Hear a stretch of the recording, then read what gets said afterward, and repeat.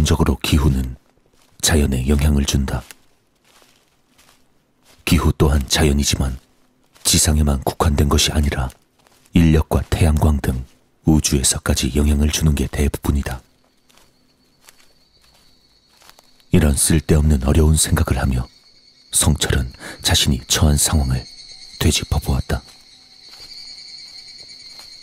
성철은 지금 취미로 도보 여행을 하는 중이었다. 무척이나 더웠다. 이미 소지했던 생수는 동이 나버린 상태였다.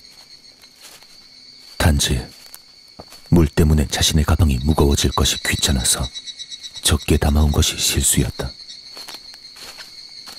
장대비같이 쏟아져 내리는 땀 때문에 물 마시는 걸 조금만 게을리해도 금세 탈수 현상을 일으켰다.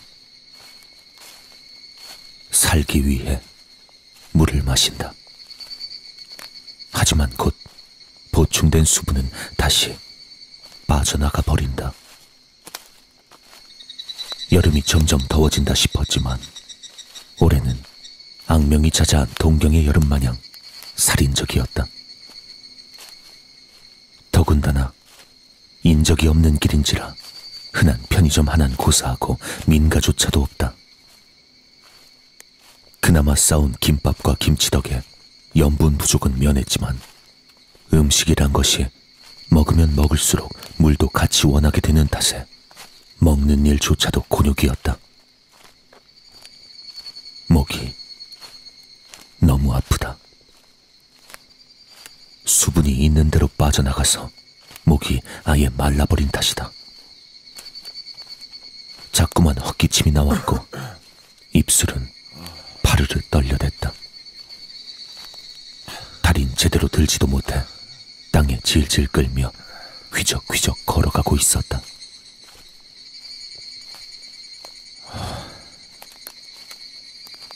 너무 덥다. 성철은 그렇게 중얼거렸다. 목마름도 문제였지만 자신을 끊임없이 괴롭히는 악질적인 더위에 몸부림치고 있었다. 조금만 나무 그늘 밖으로 거닐면 바로 쏟아지는 현기증과 피부에 그대로 와닿는 화끈함에 머리가 지끈거릴 지경이었다. 그나마 길 가다 가끔 피어있는 산딸기나 뱀딸기, 까마중 따위를 따먹으며 조금씩이나마 갈증을 해결할 수 있었다. 그런 와중에 성철은 잠시 자리에 서서 귀를 기울였다. 잠깐만. 작지만 물소리가 들려왔기 때문이었다. 성철은 기운을 짜내어 길이 아닌 풀숲을 헤치며 성큼성큼 소리를 따라 걸어갔다.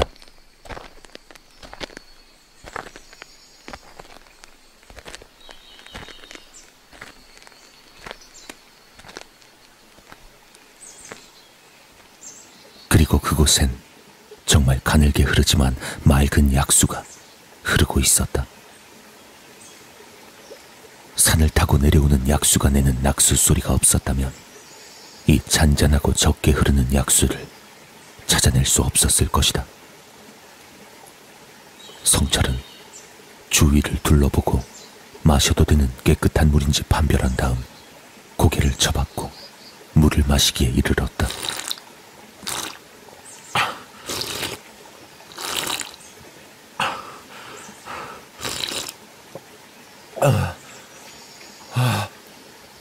다소 갈증을 해소한 다음 손을 씻고 깨끗해진 손으로 물을 떠서 다시 마시고 비어버린 생수병에 물을 담았다.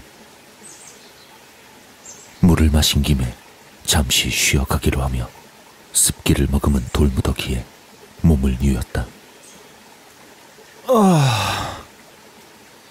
와, 진짜 죽는 줄 알았네. 갈증이 해소되자 그 다음으로 나타난 건 허기였다. 아깐 심한 목마름 때문에 먹지 못했던 김밥을 그 자리에서 마저 해치워버렸다. 그리고 나니 다시 몰려오는 것은 근육통과 약간의 식곤증이었다. 성철은 핸드폰에 알람을 맞춰놓고 잠시 낮잠을 자기로 했다. 풀숲을 헤치고 들어온 풀과 나무 무더기의 한가운데인지라 녹음이 짙은 신선한 바람이 땀을 식혀주었고, 우거진 나무들이 살인적인 태양광을 가려주고 있으니 몸은 나른해지며 기분 좋은 신선함이 성철을 잠으로 이끌었다.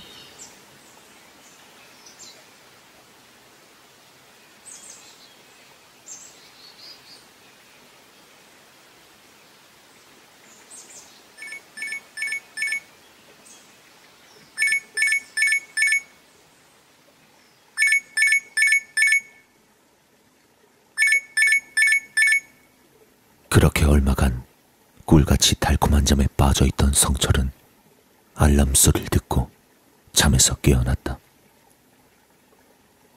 나뭇잎들 사이로 내려오는 햇빛이 많이 누그러진 것으로 보아 햇살이 쨍쨍 내리쬐는 시간대는 지나간 듯했다. 그래도 아직은 따가울 정도의 빛이었지만 잘 곳을 찾다 보면 금방 날은 저물기에 성철은 옆에서 흐르고 있는 약수로 대충 얼굴과 머리를 씻어내고 자리에서 일어났다. 그렇게 짐을 챙기던 성철은 아무 생각 없이 약수가 흘러내려오는 방향을 바라보았다. 어? 뭐야? 저기 저런 게 있었어? 성철은 산 중턱에 있는 기와집을 보고 의아해했다. 아무리 둘러봐도 길 같은 건 보이지 않았다. 집이 있는데 사람이 다니는 길이 없다는 건 말이 안 되는 일이었다. 그래도 오늘 하루 묵어갈 수 있는 민가를 찾는다면 더 이상 애써 걸어 다닐 필요가 없기에 성철은 다소 가파르고 험난한 산을 타고 걸어 올라가기 시작했다.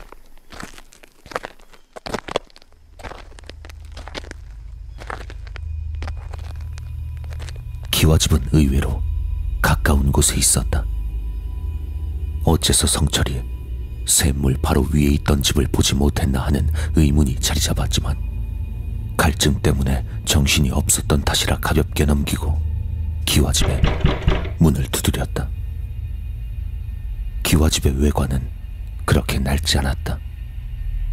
숲속 한가운데, 그것도 나무가 우거진 숲을 한가운데에 자리 잡은 한옥인 것을 생각하면 누군가 정성 들여 관리를 하는구나 싶을 정도로 외벽은 깨끗했다.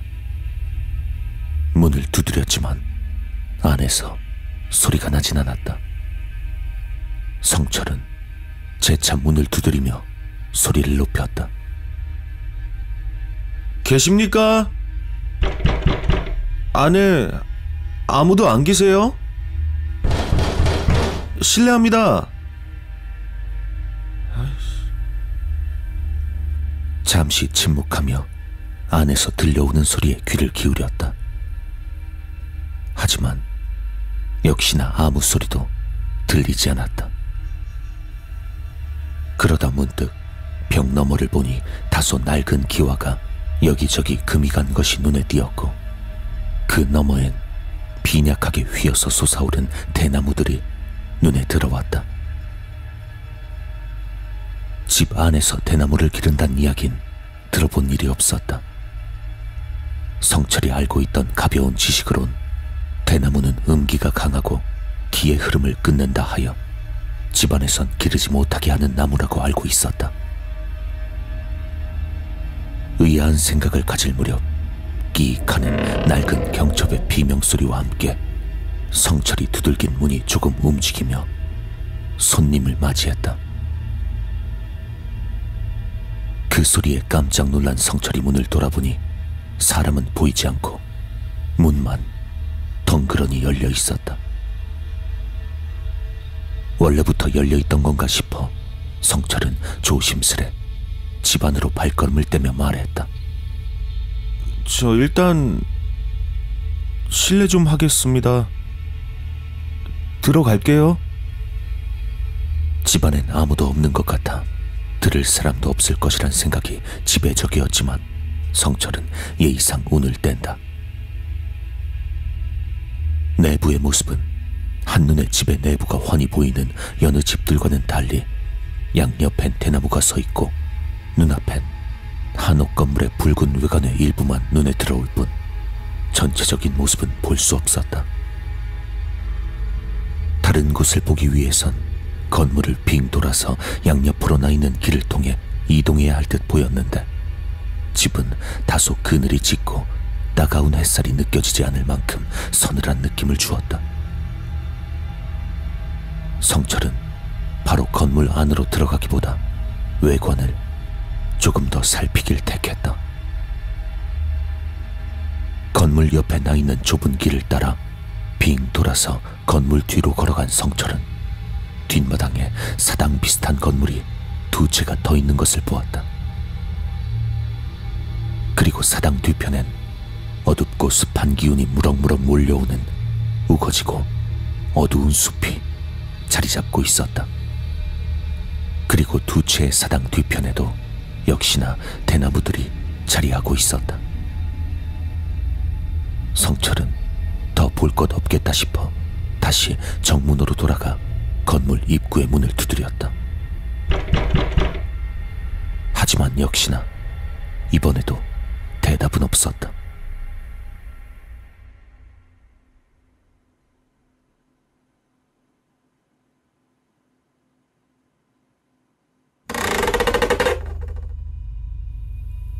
성철은 혹시나 문이 안 열리면 어쩌나 싶은 마음에 낡은 목재 현관을 옆으로 제꼈다.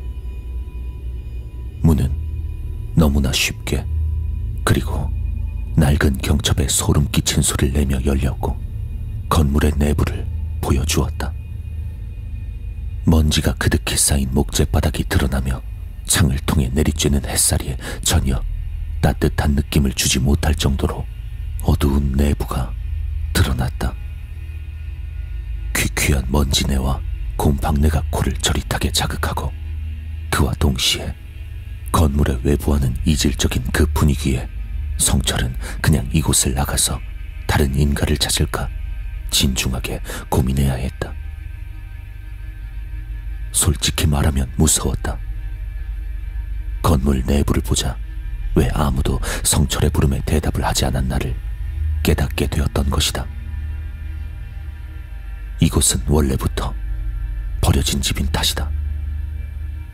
그러나 성철은 다시 밖으로 나갔다가 민가를 찾지 못하면 지붕도 없는 숲속에서 밤이슬을 맞으며 지내야 한다는 걸 생각하니 발걸음이 쉽게 떨어지지 않는 것이었다. 설마 뭐 어떻게 되게 하겠어? 날이 더 저물어서 무섭단 생각이 들기 전에 먼저 자버리고 날이 밝는 대로 바로 일어나 나가버리면 그만이었다. 머릿속으로 최대한 합리적인 결과와 계획을 이끌어낸 성철은 밤의 숲속에서 노숙을 하기보다 건물 안에서 보내기를 택했다. 그리고 숲속보다는 실내에서 불을 켜고 자는 것이 더 덜 무섭고 안전하며 당연히 노숙보다 안락할 것이라는 위안을 삼아 결심을 굳게 다졌다. 그리고 얼마 뒤 간단한 육포와 말린 과일로 배를 채운 성철은 자신의 선택이 탁월했음을 새삼 감탄까지 하며 마음을 놓기에 이르렀다.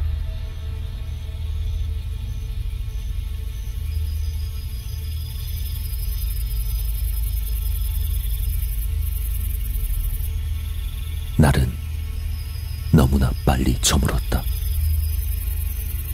도시였다면 이제 막 저녁을 뭘로 먹을까를 고민하며 퇴근을 준비할 시간이지만 지금은 바로 수면에 들어가야 할 시간이 되었던 것이다. 풀벌레 소리가 요란하게 귓가를 홀리고 밤바람에 서로 몸을 부대끼며 사각거리는 수많은 나뭇잎들까지 현재 이곳이 어디인지를 확실히 인식시켜 주었다. 하지만 이 건물의 외관에 압도당한 탓에 그 소린 전혀 낭만을 불러일으키지 못했고 새삼 뭔가 나타난 것인가 싶어 놀라게 만들지는 않으면 다행인 것이었다. 성철은 건물 중앙에 위치해 있는 널찍한 크기의 방에 텐트를 치고 자리를 잡았다. 몇 개의 방이 있었지만 현관에 위치한 방은 창문이 제대로 바람을 막아주지 못하는 탓에 더욱 낡았고 춥기까지 했다. 그리고 맨 안쪽 방에는 알 수 없는 부적들과 처음 보는 제기가 을씨년스럽게 올려진 걸상이 있어 마음에 들지 않았기에 아무것도 없고 넓기까지 한 정중앙의 방을 택한 것이었다. 진짜 왜 잠이 안 와? 나지막히 한마디 읊조린 성철은 현재 잠이 오지 않아 골머리를 썩는 중이었다. 썩어도 푹 썩는 것이 분위기가 점점 불안감을 조성해서 빨리 잠은 자야겠는데 계획한 것과 반대로 잠이 오지 않는 이유는 낮에 낮잠을 푹 자버렸기 때문일 것이다. 미치겠네 진짜. 아 그래, 배가 부르면 좀 잠이 오려나? 성철은 결국 내일 아침 식사로 남겨두었던 육포와 말린 과일을 모조리 먹어버리고 아껴두었던 땅콩에 감자칩까지 먹어버렸다. 그러고 보니 입이 너무 짜고 갈증이 나 낮에 담아두었던 물을 거의 대부분 마셔버렸다. 그러고 나니 소변이 몹시 보고 싶어지는 것은 본인까지 예상했을 정도로 당연한 일이었다. 하지만 이런 어둡기 짝이 없는 곳에서 볼일을 보러 나가고 싶지 않았다. 근데 여기 진짜 사람 살았던 곳은 맞아? 이 건물엔 부엌은커녕 몸을 씻을 만한 세면장이나 화장실도 없었다. 방 안엔 장롱이나 이불 한 채, 장식품이나 가전제품 하나 없었고 아예 수도나 전기 따위는 들어오지도 않는 곳이었다.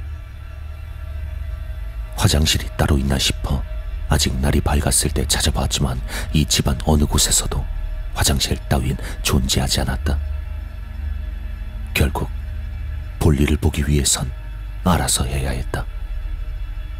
하지만 어떤 건물인지도 모르는데 건물 안에서 아무렇게나 볼일을 보기엔 껄끄러웠기에 결국 랜턴을 들고 건물 밖으로 나가서 볼일을 보기로 했다.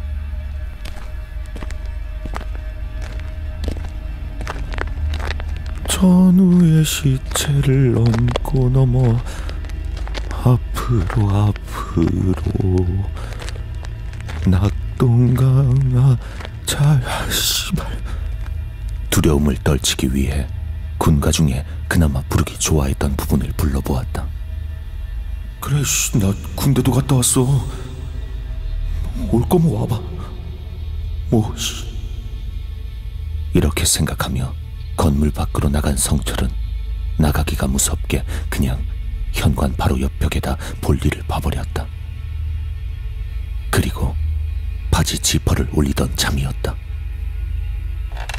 들릴 듯 말 듯한 크기로 나무로 된 바닥에 연거푸 눌리는 소리가 건물 안에서 작게 들려왔다. 성철은 말 그대로 소스라치게 놀라 어깨를 바르르 떨며 움츠려버렸다. 순간 주변의 공기가 달라진 듯한 착각마저 들어 주변을 이리저리 둘러보았다. 하지만 달빛조차 없는 이곳은 코앞에 있는 건물조차도 랜턴을 비추는 곳만 조금 보일 뿐 아무것도 보이지 않았다.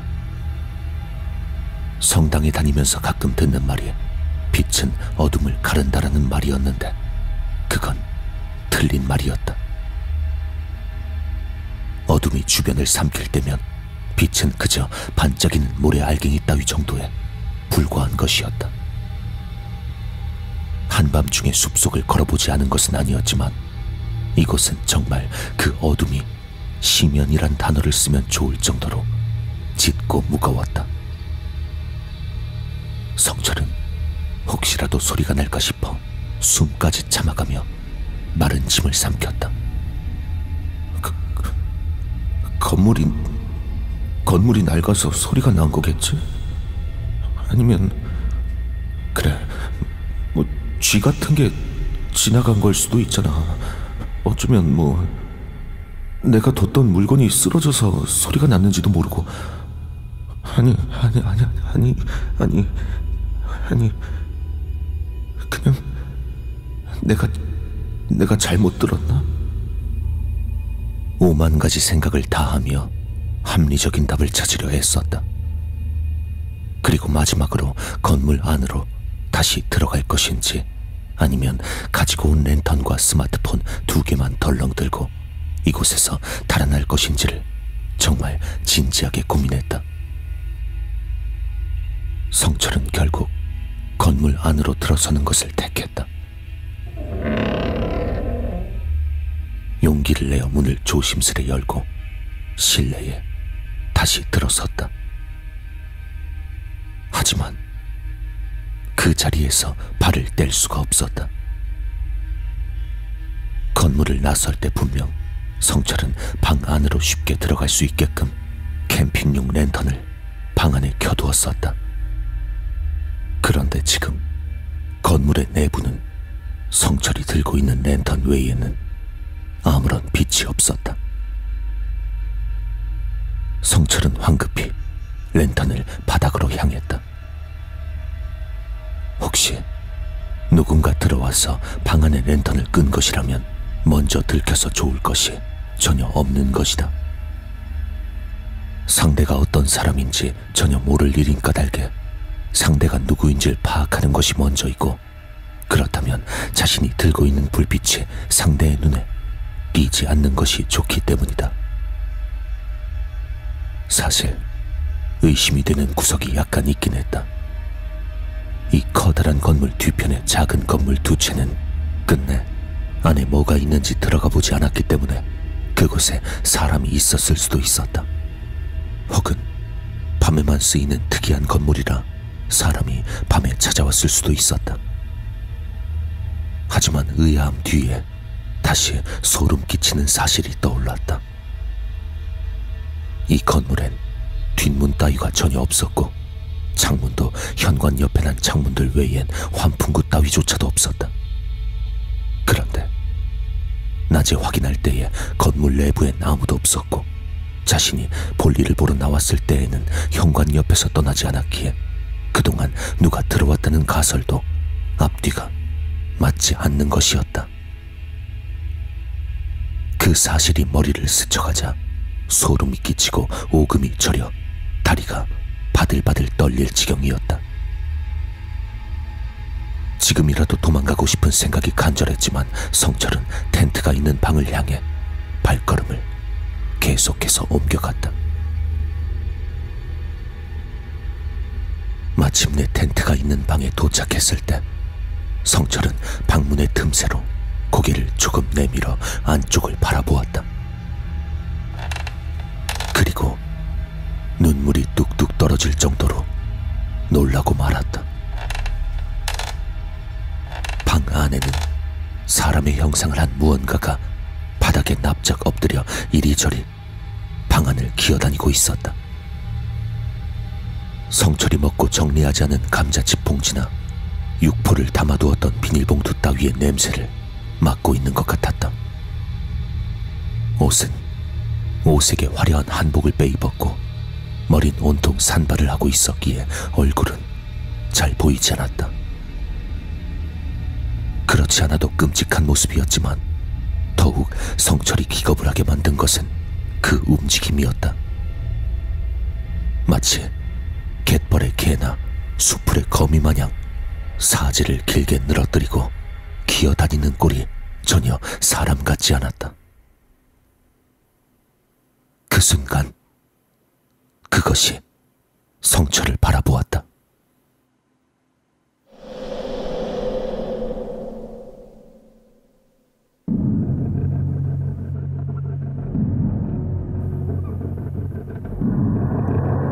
인간의 색이라기엔 너무 짙고 어두운 흑빛에 온통 검은 저위뿐인 눈. 그럼에도 대룩대룩 눈알을 굴리고 있다는 것을 알 수 있을 만큼 크게 돌아가는 눈알과 귀 밑까지 찢어질 것 같은 잎 사이로 보이는 누렇고 온통 부스러진 이빨들. 성철은 본능적으로 이곳에서 무슨 일이 있더라도 달아나야겠다는 생각이 들었다. 하지만 그런 생각이 성철의 몸을 지배하는 그 순간, 그 무언가 또한 성철에게 소름 끼치는 속도로 기어오기 시작했다.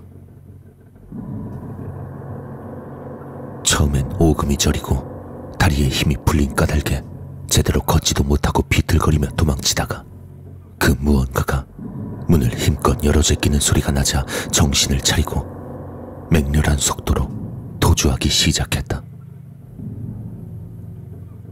두려움을 떨치기 위해 힘껏 고함을 치며 내달리던 성철은 불과 반각의 시간도 채 되지 않아 숲속 한가운데를 있는 힘껏 달리고 있었다. 낮에 물을 마셨던 곳을 분명하게 기억하고 있었다. 그곳을 기점으로 방향을 잡아 조금만 나아가면 그가 걷던 인도가 나올 것이고, 그 길을 따라 달리다 보면 언젠간 인가가 나올 것임을 의심치 않았다. 하지만 그가 물을 마셨던 그 물이 흐르던 곳이 나타나지 않았다. 아무리 뛰어내려가도 그런 곳은 나타나지 않았고 끊이지 않는 숲과 나무들 뿐이었다. 뒤를 돌아보고 싶지 않았다. 뒤를 돌아보는 순간 그 소름 끼치는 무언가가 자신을 향해 달려들 것 같았다. 그때 바스락대는 요란한 소리가 귓전을 때렸다. 성철은 두려움에 온 얼굴을 일그러뜨리고 뒤를 돌아보았다. 이제 그 무언가는 들짐승 마냥 양팔을 있는 대로 휘저으며 달려오고 있었다. 그 흉측한 아가리를 쩍 벌린 채 두 눈을 크게 뜨고 달려오고 있었다. 오지마! 오지마! 성철은 다시 한번 기겁해서 더욱 분주히 다리를 놀렸다. 이젠 산을 달려 내려가는 것인지 굴러 내려가는 것인지도 모를 만큼 허겁지겁 내려오는 모양새였다. 그러다 어느 순간 뒤에서 들려오던 소리가 멎었다. 성철은 속도를 줄이진 않았다. 대신 다시 한번 뒤를 돌아보았다. 그 무언가는 더 이상 성철을 따라오지 않았다. 뒤에는 아무것도 보이지 않았다. 하지만 그렇다고 제자리에 서거나 속도를 줄이고 싶은 생각은 추호도 없었다. 성철은 계속해서 산속을 달려나갔다.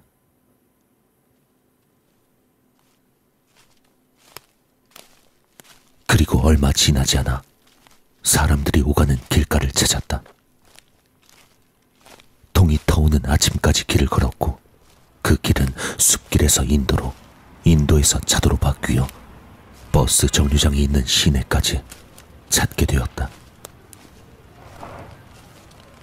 그 길로 성철은 집으로 돌아왔다. 밤새 잠도 못 자고 발을 놀린 탓에 성철은 버스 안에서 쓰러지듯 잠을 자버렸고, 어느새 비가 내리고 있었다. 성철이 집에 돌아오고 나서도 그 비는 멎을 줄 몰랐다. 집에 오자마자 침대 위에 몸을 던지고 늘어지게 잠을 잔 성철은 꽤나 오래 잔 것 같은데도 계속 내리고 있는 가랑비에 좋지 못한 느낌을 받았다. 성철은 전화를 꺼내들어 친구에게 연락했다.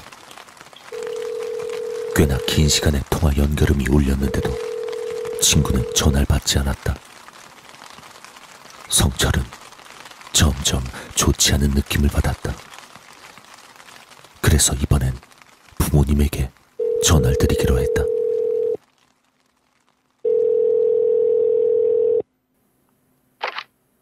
다행히 전화를 받았다. 여보세요? 아버지? 성철이냐? 그래, 무슨 일이야? 아니에요. 그냥 서울 잘 도착했다고요. 그랬구나. 잘 다녀왔니? 아버지의 음성이 다소 세되고 친절했다. 성철은 마음의 위안을 얻었다. 그냥 괜찮았어요. 사실 원래 좀 길게 가볼까 했는데 그냥 일찍 와서 쉬고 싶어서 좀 쉬고 며칠 뒤에 회사 다시 나가보려고요. 그렇구나. 근데 성철아, 너 지난번에 놓고 간 건 언제 가지러 올 거니? 네? 뭘요? 아유 뭐 별건 아니고 네 텐트하고 배낭.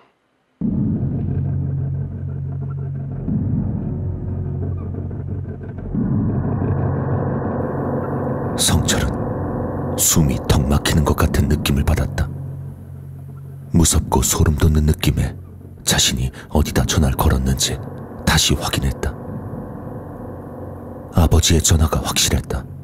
그래서 다시 걸어보기로 했다.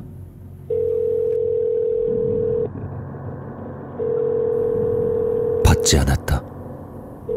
통화 연결음이 길어질수록 성철은 수렁 속에 몸이 잠기듯 불안감에 휩싸였다. 전화를 끊고 집 밖으로 뛰쳐나갔다. 거리엔 아무도 없었다. 어제 서울로 올라올 때까지만 해도 사람들이 있었다. 사람들이 있었나? 분명히 버스를 타고 왔는데 운전기사가 어떤 사람이었는지 같이 탄 승객이 어떤 사람들이 있었는지 아무것도 기억나지 않았다. 집에 오는 동안 내가 누군가 마주치긴 했었나? 어딜 거쳐서 왔지? 내가 집에 언제 도착했지? 아니, 나 집에 오긴 한 건가? 생각이 거기까지 미치자 성철은 주변을 다시 둘러보았다. 주변은 아무것도 보이지 않는 칠흑 같은 암흑과 적막한 뿐인 한옥집의 안. 자신의 텐트와 배낭이 아무렇게나 내팽개쳐져 가장자리에 뒹굴고 있던 방 안이었다. 사지를 전혀 움직이지 못하고 머리카락이 곤두서는 소름과 마주하고 있던 성철의 등 뒤에서 누군가의 목소리가 들려왔다. 성철은 짐승 같은 비명을 지르며 뒤를 돌아보고 다시 한번 밖으로 뛰쳐나가는데 성철의 등 뒤에는 그때 따돌린 줄 알았던 그 괴물이 고개를 연신 빙글빙글 돌려대며 서 있었다. 고개가 계속 돌아가면서 혓바닥은 모가지 아래까지 늘어지고 몸은 좌우로 심하게 흔들리고 있었다. 성철은 건물 밖으로 나서서 대문을 열기 위해 안간힘을 썼다. 하지만 대문이 전혀 열리지 않는 까닭에 더듬듯이 문짝을 들여다보니 여기저기 못질이 되어 문을 열 수가 없었다. 성철은 그 무언가가 자신을 따라 나오기 전에 숨기 위해 건물의 뒤편으로 향했다. 추적추적 비까지 내리기 시작하는 와중에 작은 사당 2개가 성철의 눈에 들어왔다. 사당의 뒤편에 어둡고 음침하기 짝이 없는 숲이 그를 삼킬 듯 했지만 자신을 따라오는 그 괴물이 더 두려운 것은 말할 것도 없었기에 사당 중 아무 곳이나 골라 잡아 들어가 몸을 숨겼다. 사당의 내부는 조금 큰 나무 불상이 모셔져 있는 단상과 언제 받쳐졌는지 모를 재기 위에 말라 비틀어진 과일 쪼가리들이 있었고 불상의 뒤편엔 괴악하게 생긴 나한들이 힘껏 전방을 노려보고 있었다. 얼마나 시간이 지났을까? 문 밖에서 다소 이질적인 소리가 들려왔다. 나무 그릇을 긁는 것 같기도 하고 주사위 몇 개가 굴러가는 소리 같기도 했는데 아무래도 뼈가 이리저리 움직이며 내는 소리 같았다. 성철은 머리를 감싸 안고 몸을 웅크렸다. 시간이 지날수록 덜그럭거리는 소리도 심해졌다. 귀를 틀어막고 있어도 들려오는 이 소름 끼치는 소리는 정말 이러다 미쳐버리는 것이 편할 것 같다는 생각마저 들게 해주었다.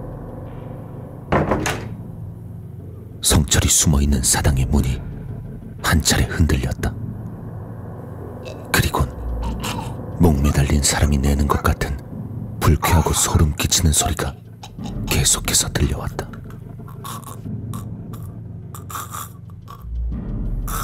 뼈끼리 부딪혀 덜그럭거리는 소린 점점 커져가고 그 무언가는 문을 잡아 뜯을 것 같은 기세로 세차게 문을 두드렸다. 정신이 혼미해지는 가운데 성철이 마지막으로 본 것은 작게 흔들리는 자신 위에 놓인 나무 불상이었다.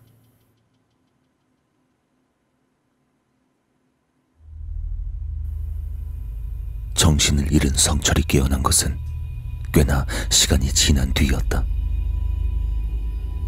그가 깨어난 곳은 정신을 잃었던 그 끔찍한 집의 사당 바닥 따위가 아니라 전기도 들어오는 일반 가정집의 이불 위였다. 성철은 금세 안도하며 펑펑 울음을 터뜨렸다. 그러게 사내 자식이 질질 짤 짓을 왜 하고 앉았어?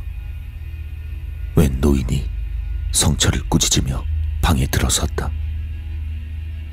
머리는 가지런히 정리되어 상투를 들고 있었고 약간 밝은 옥색의 한복은 다소 낡아 보풀이 일어나 있었지만 관리를 잘 하는지 형태만큼은 가지런히 각이 살아있었다.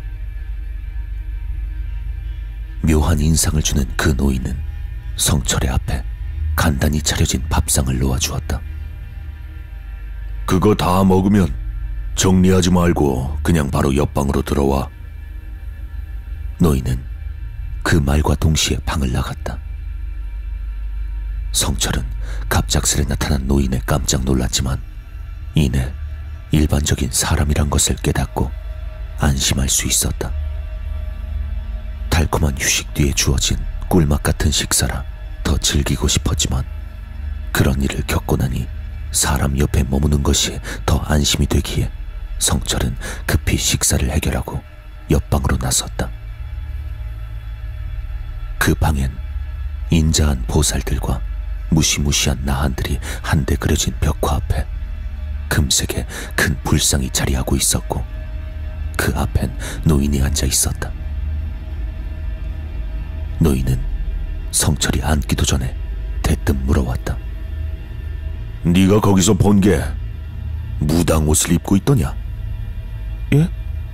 무당 옷을 입고 있었느냐고. 네가 본 것 말이다. 성철은 기억하기도 싫은 그 끔찍한 순간들을 천천히 더듬어 자기가 봤던 것을 설명했다. 옷의 종류를 몰랐기에 본 것대로 설명했고 생김새나 움직임 또는 그것이 내던 소리까지 설명했다. 그리고 그 이야기를 듣는 노인의 얼굴은 점점 일그러졌다. 그러게 허락도 없이 그 남의 집엔 왜 들어가? 아니, 아무리 불러도 대답이 없었어요. 그리고 당장 날도 저물고 노숙할 판이기도 했고요. 이 망할 놈이. 이놈아, 그 집은 사람 살라고 지어놓은 집이 아니야. 노인은 등 뒤에서 낡은 책 하나를 꺼내 성철의 앞에 놓았다. 작은 나무 문패로 표시해둔 부분을 펼쳤는데 그곳엔 항아리 하나와 잘려나간 사람의 손목이 같이 그려진 기분 나쁜 붓그림이 그려져 있었다. 옛날엔 말이다. 되먹지 못한 무당놈들이 종종 말 잘 듣는 귀신을 만들기 위해서 어린 아이들을 납치하기도 했다. 그리고 그 납치한 아이들을 항아리에 넣고 있는 대로 굶겨서 아사 직전까지 몰아넣은 뒤에 눈앞에 맛있는 음식을 놓아주는 거야. 그럼 이제 막 죽을 판인 아이가 온 힘을 다해 음식을 향해 손을 뻗는데 그때에 그 아이의 손목을 잘라 따로 보관하고 아이는 항아리 속에 죽여서 묵히는 게야. 그러면 태어나는 것이 세탄이라는 것이지. 한숨을 푹 쉰 노인은 유기주전자에서 차를 따라 성철의 앞에 놓아주고 자신도 한 모금 마셔 목을 죽였다. 차 속의 모가 향내가 코를 기분 좋게 간지렸다. 그리고 그 세탄이가 점점 원한이 자라서 나중에야 그 본질을 잃게 된 것이 바로 세운이란 놈이다. 네가 본 놈이 그 세운이란 놈이지. 노인은 펼쳐줬던 책을 다시 가져가 정리하며 말을 이었다. 이 세운이는 지역마다 전해지는 모양이 달라. 뭐 당연하겠지. 사람도 100이면 100 다른데 귀신이라고 다를까? 어떤 원한을 먹고 자랐는지, 어떤 생각으로 지냈는지에 따라 그 모습은 다 다르지. 그런데 넌 잘못 걸렸어. 이건 악귀야. 악귀. 그리곤 책 사이에 끼워두었던 나무 문패를 성철에게 던져준 노인은 자리에서 일어나 방 한켠에 가지런히 개켜놓은 무당옷을 입으며 성철을 떠밀었다. 조금이라도 빨리 움직여야 하니 서둘러 나갈 채비를 해. 네 짐은 내가 다 정리해뒀으니까 챙겨서 가지고 나오고 네 신상 정리하고 세운이를 달래지 않으면 안 돼. 노인은 자신이 알고 있는 무당 2명을 더 불러 이동했다. 젊어 보이는 여자와 나이가 지긋한 남자가 찾아왔는데 이들 중 남자 무당이 끌고 온 승합차에 모두가 몸을 싣고 움직이게 되었다. 걱정이 되고 무섭겠지. 아마 많은 걱정이 될 게야. 하지만 걱정되더라도 최대한 정신을 맑게 하고 밝은 생각만 하도록 해. 그게 실질적으로 조금이라도 도움이 되거든. 그게 네 몸을 양기로 채우는 일이니까 말이다. 노인의 말에 옆에 있던 남자 무당도 사람 좋은 미소를 지으며 격려해 주었지만 그 남자 무당의 눈은 전혀 웃고 있지 않았다. 젊은 여자 무당은 아무 말도 하지 않고 계속해서 무언가를 중얼거리고 있었으며 노인은 성철의 손을 잡고 놓지 않았다.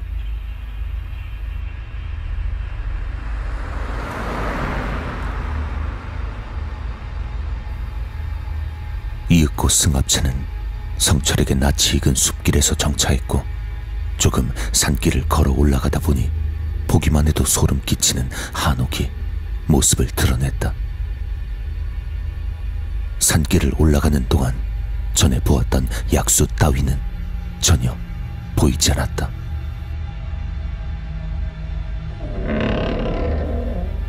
이런 데를 잘도 찾아서 왔구먼. 이 근처엔 사람도 안 사는데 말이야. 노인은 조심스레 한옥의 대문을 열며 말했다. 네가 사당으로 숨은 건 잘한 거야. 다른 데 숨었거나 밖으로 도망치려 했다면 영영 벗어나지 못하고 죽었을 게다. 무당들은 어떤 의식을 준비했는데 젊은 여자 무당은 두 채의 사당 앞 가운데에서 무릎을 꿇고 앉아 계속해서 무언가를 중얼거렸다. 성철은 사당 중 하나에 들어가 불상 아래에 자리를 잡고 누웠고 그 앞을 나이든 남자 무당이 지켰다. 마지막으로 노인은 반대편 사당에 들어가 허수아비를 세워놓고 앉아 불상 앞에 재를 올리고 있었다. 성철에겐 이 순간이 햇볕이 쨍쨍한 대낮임에도 불구하고 너무나 불안하고 두려워서 감히 어느 한 곳에 시선을 맞추지도 못했다. 모두가 알지도 못하는 자신을 위해 이렇게 애써준다는 것이 고맙기도 한 까닭에 일이 잘 끝나기만 하면 복채라도 최대한 많이 줄 생각이었다. 그렇게 시간이 지나면 지날수록 여자 무당의 손은 점점 떨려왔고 그 떨림이 사당 안에 누워있는 성철의 눈에까지 들어올 정도였다. 그리고 이래저래 성철이 불안해할 때마다 그의 앞을 지키는 남자 무당은 뒤를 돌아 윙크를 하거나 살짝 웃어주는 것으로 성철의 긴장을 풀어주었다. 그렇게 날이 저물기 시작했다.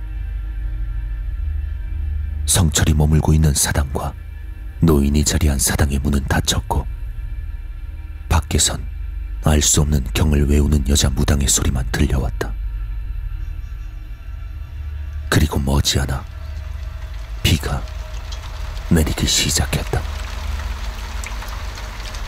빗소린 들려왔지만 개구리나 풀벌레 소리 따위는 일절 들리지 않았다. 알 수 없는 적막함이 주변을 가득 메우고 숨을 턱턱 막히게 하고 있었다. 그리고 날이 완전히 저물어 어둠에 휩싸이자 절대 다시 듣고 싶지 않았던 소리가 들려왔다.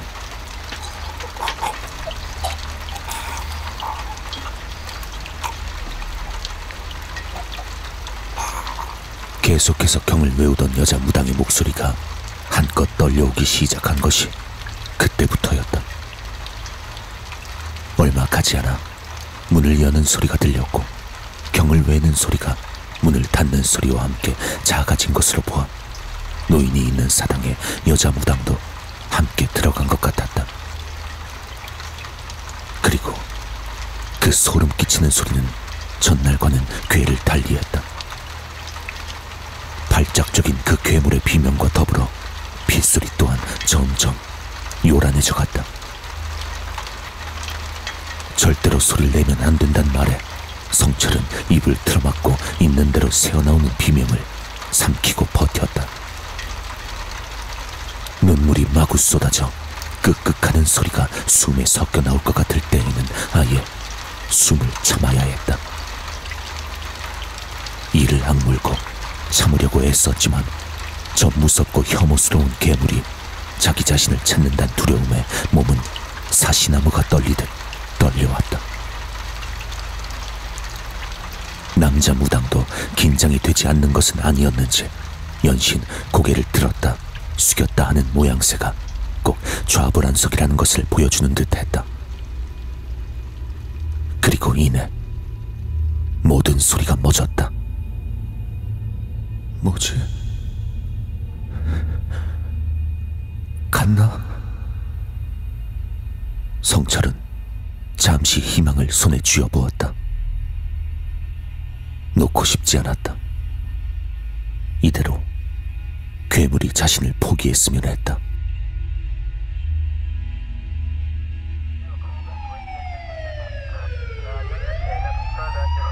안성철 씨, 안성철 씨 계십니까?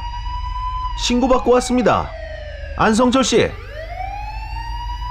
낭낭한 남성의 목소리가 들려왔다. 구두가 내는 뚜벅이는 소리와 함께 경찰의 무전기 소리도 함께 들려왔다. 성철은 갑작스런 경찰의 등장에 혼란스러워지기 시작했다. 안성철 씨, 경찰입니다. 그 사람들은 위험한 사람들이에요. 계시다면 지금 응답해 주세요. 괴물이 일반 사람의 소리를 흉내내는 것인지 진짜 경찰이 신고를 받고 온 것인지 도무지 구별이 되지 않았다.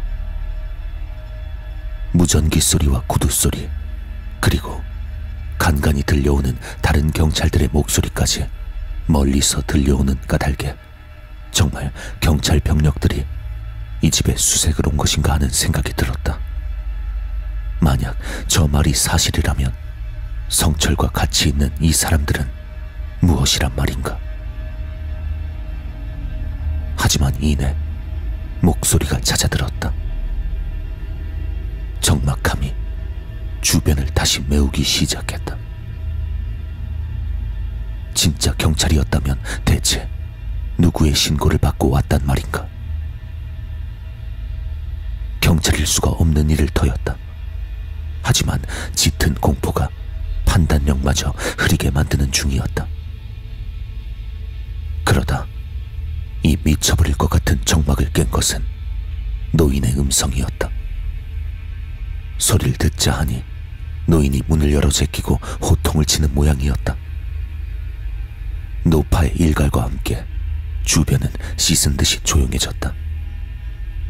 빗소리도 멎었으며 더 이상 그 소름 끼치는 소리도 들려오지 않았다. 잠시 뒤 누군가 문 앞에 걸어와 문을 살짝 두드리며 말했다. 노인의 음성이었다. 이제 됐으니 나와. 다 끝났으니 앞으로 아무데나 그렇게 싸돌아다니지 말고. 고생 많았네. 그 한마디에 모든 감정이 풀어지며 또다시 감정이 북받쳐 오르기 시작했다. 성철은 기쁜 마음에 자리에서 일어났다. 정말 집에 가도... 남자 무당이 불상 아래에서 기어나오며 성철의 입을 틀어막았다. 왠지 모를 불안한 적막감이 감돌았다. 그때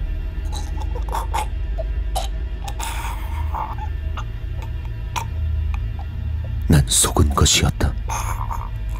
성철은 기겁을 하며 불상 아래로 기어들어가 있는 대로 몸을 떨기 시작했다. 그리고 그때 노인의 진짜 목소리가 들려왔다. 네 놈이 찾는 게 이놈이냐? 썩 데려가거라. 내 귀찮아서 못 참겠다. 노인은 무엇인가를 뒷마당에 던지며 소리쳤다. 아마 아까 가지고 들어갔던 허수아비일 것이다. 그 말이 끝남과 동시에 밖에선 귀를 찢을 듯한 괴성과 함께 무언가 산산이 부수는 소리가 연거푸 주변 공기를 찢었다. 그리고 날이 밝았다. 남자 무당이 직접 문을 열어주어 문 밖을 나선 성철의 눈에 가장 먼저 띈 것은 갈기갈기 찢겨져 나간 허수아비였고 수척한 얼굴의 노인이었다. 다시는 모르는 곳에 함부로 발걸음하지 말게. 특히 이 근처엔 얼씬도 하지 말고. 노인은 그렇게 신신당부를 하고 성철을 집으로 보냈다. 집으로 돌아온 성철은 제일 먼저 아버지에게 안부 전화를 했다. 진짜 아버지임을 확인한 성철은 울고불고 수화기를 붙잡고 늘어졌으며 전화를 받지 않던 친구들에게도 전화를 일일이 걸었다. 그리고 쉬고 싶은 대로 쉬고 먹고 싶은 것을 다 먹었다. 불안한 마음을 떨치기 위해 애완견도 입양에 기르기 시작했다. 종교를 믿었으며 집엔 십자가를 방마다 걸어놓았다. 그렇게 성철은 약간의 후유증을 남기고 일상생활로 돌아갈 수 있었다.